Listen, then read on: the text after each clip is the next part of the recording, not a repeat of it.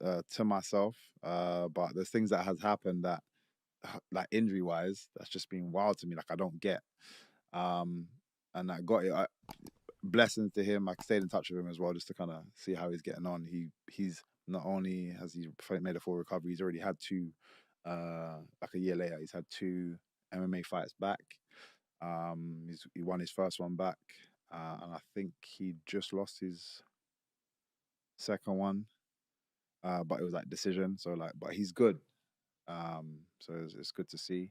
How do you switch that emotion on and off? Because I know you're a very kind person, Mm. and you're a very humble person. But obviously, in that ring, you've got to be, it's you or me, Yeah. and it's not going to be me. And when you inflict that sort of pain and that sort of damage, how do you not sort of feel guilty about it? And you just said, just had to do what I do, and with that emotion, or do you feel that emotion? It's very difficult to be on both sides and be vicious and emotional. You have to pick a lane. It's very difficult. Otherwise, every time I land a punch, I'll be like, "Sorry, Yeah. are you okay?" Like, you couldn't do both at the same time. So yeah, you have to pick a lane. And I think everybody, regardless of who they are outside, everybody has a fight persona. My fight persona is MVP. MVP is a very selfish person and is going in there for the kill. Michael Page on the other side, like, very different person. Both sides have aspects of each other. It's like a um just what's the word I'm looking for? Like alter ego that is just coming out. And I always try to draw people down to people, like obviously a lot of people, especially in this country, into football. So if you watch football, I use like Wayne Rooney as an example, or even Paul Scholes. I'm a Man United supporter, so Paul Scholes is. Let me use Paul Scholes because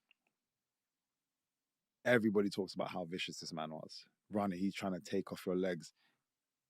Patrice Evra tells a story about him doing that during training. Like, you could injure me, which affects the whole team, and he doesn't care. Once he gets into this mode, he's an animal.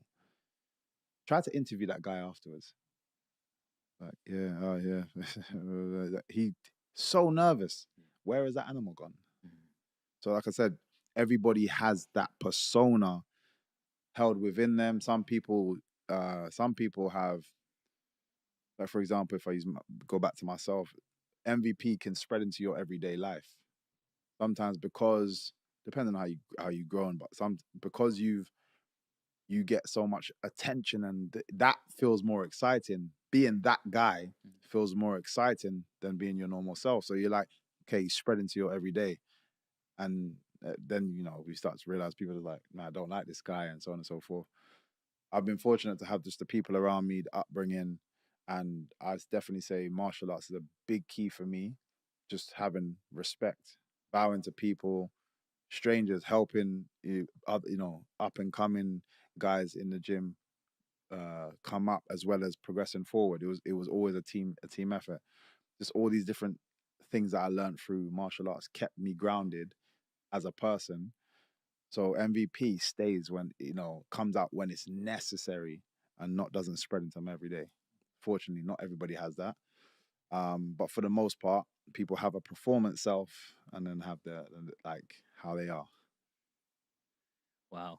Thanks for explaining that to us, man. That's just like it's like a Clark Kent and Yeah, Superman. You know what I literally, mean? it's It's literally like that. you're just like, Yeah, I'm cool. I'm cool. And the next minute, yeah, it is literally that. That's the best way to put it. love that, man. No, just so present listening, bro. It's just amazing hearing that sort of stuff. So let's talk about the fight you had with Kevin Holland. Yeah, I really enjoyed that fight. Actually, yeah. it just really made me appreciate how much of a striker you Mm. are. Them punches, the spinning elbows. Man, I don't know how you got that flexibility. I can barely just do this. Your elbows are already over there. You know what I mean? Um, and yeah, let's go through that fight because there was a time where he kind of I thought he got you the Mm. way he locked you, and then I don't know what you did, and you just got out of it. Like, and it was like, how do you? Someone's in their best position, and you've just like come out of it? Like, let's talk about that fight. What did you? How did you prepare for that fight going in? Again, I always try to just I always see it as if I can be better than my previous self, than my opponent. I don't really care for my opponent. So, as much as I know, I'm a fan of Kevin Holland, and it was even when I was speaking. So I was speaking to it was Hunter Campbell, who's like Dana White's right hand man. He's the one running so much, man. He's an amazing guy, such a cool guy. He's the one that kind of signed me on. He's like, look, this is the partnership. You need anything, you speak to me. You know, you got any ideas, speak to me. But when he was kind of initially had our meeting about signing to UFC, he was like, how do you see your run? I was like, put me in the deep end and see if I can swim. Literally, because there's no point in me wasting time. I've been in the game long enough. I don't need to be built up. I think people are aware of, my talents if you're in that space, and what I've done. So it's not like boxing where some people say you got ring rust, you need a warm up fight once or two before you go up, or I think everyone's different.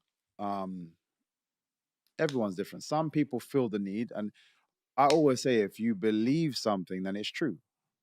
So if as a fighter I believe ring rust is a thing, then it's true.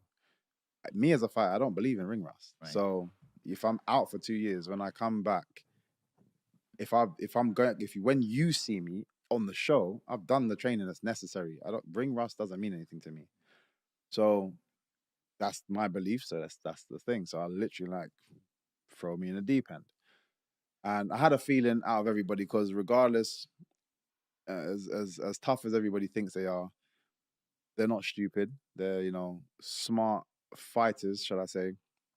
So there would have been a lot of people when my name got mentioned, they wouldn't have put their hand up to go first, just because it's like I've seen this guy as well. He just looks tricky. Let me see how somebody else deals with him, because the question is, can he do it at top flight? Can he do it at the top level? All the fighters, they're like, I don't want to be the one to find out if he can. So, but I knew it'd be somebody like Kevin Holland that would be like, I'm game. Like, let's go. Let me try and find out what's going on. And that's why I think that's why everyone loves him, respects him, because he's just about it. He doesn't care. Yeah. Before we even get to that point, Michael, how did the UFC deal come about? Like, how did you come out of Bellator? Was your contract ending? How do you broker a new deal? Like, let's talk a little bit about business, bro. Yeah. So, as I said, my last Bellator fight, now I'm actually free. So Bellator will give you a certain time limit for them to negotiate. And this happens for all athletes, which is why when your class is a free agent, everyone's like, well, why hasn't he now signed to somewhere else? Things can't happen immediately.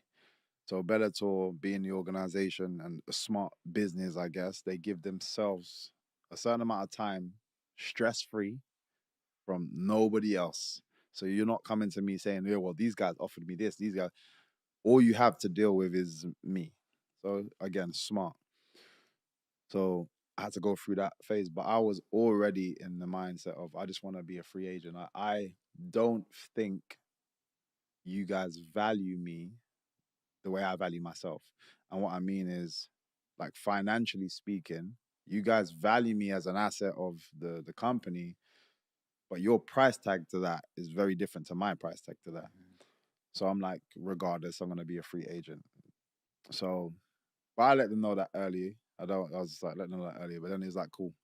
I'm free to just chill. I had to take my time, and everyone's asking me questions. I'm like, I'm handcuffed right now until a certain period is triggered. Once that period was triggered, then everybody came. How did you get in touch with like Dana White? So, like I said, the bare knuckle fight meant everyone got in touch with myself. Okay. Or my team. How does that feel? Yeah, it's nice. Like, again, it shows that I was as valued as I thought I should be valued.